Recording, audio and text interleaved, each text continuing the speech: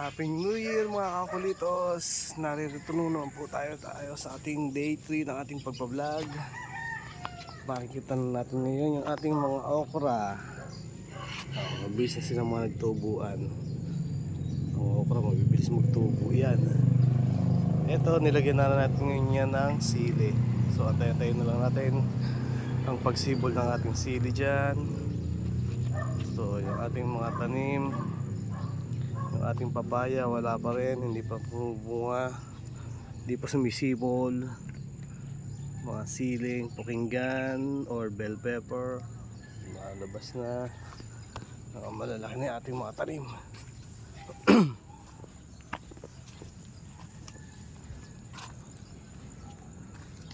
Malalaki na yung mga ating kamatis, sinsili. Siguro mga next week pa natin siya ililipat. Atin dito kalabasa, yung mga kalabasa tayo dyan, yung ating dating talong, diba? Ang sinabing pag may tinanim may aanihin ang kapitbahay, charot.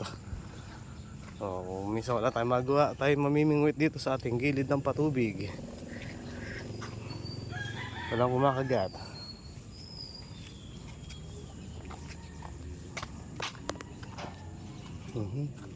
Check lang natin yung ating mga tanim.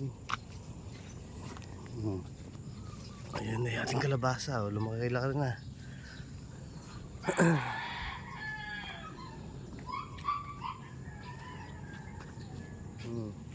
Lumabas na siya sa pagkakaano niya. Tanggalin natin shell. Rice. Yun, kalabasa. Ayun pa. Mga nagsibulan na yung ating mga kalabasa. Ilang araw na ating ubot na ako kaya tayo ang ating kalabasa at yung ating alagang bibing may inakay. Quick kik ang ating kalabasa ito. Ito yung ating king mango. Yan, pero mukhang hindi siya king, mukhang baby mango lang. Ang kalabasa santol. So yan po ating kapaligiran. Nakarana atin na siyang nabugahan ng gamot. Hopefully sana tumalabong gamot. Ating mga mahogany sa gilid-gilid.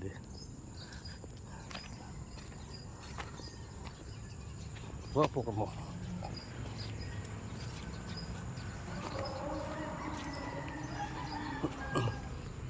Nabangga pa tayo ng gagamba. Mintot ng sapot yan. Mga kakulitos, ano kaya ang klaseng mushroom to? Eri kayo nakakain o hindi? O eri yata may lason eh. Napakadaing tumutubong mushroom na. Pa-comment na lang po. Rambot yan.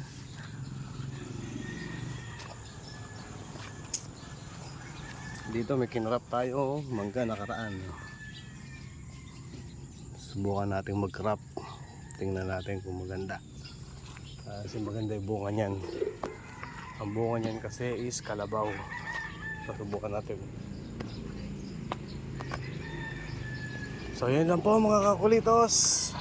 Bye for now. Subaybayin na lang po niya ako sa aking susunod na pag-vlog. Salamat. God bless. Happy New Year.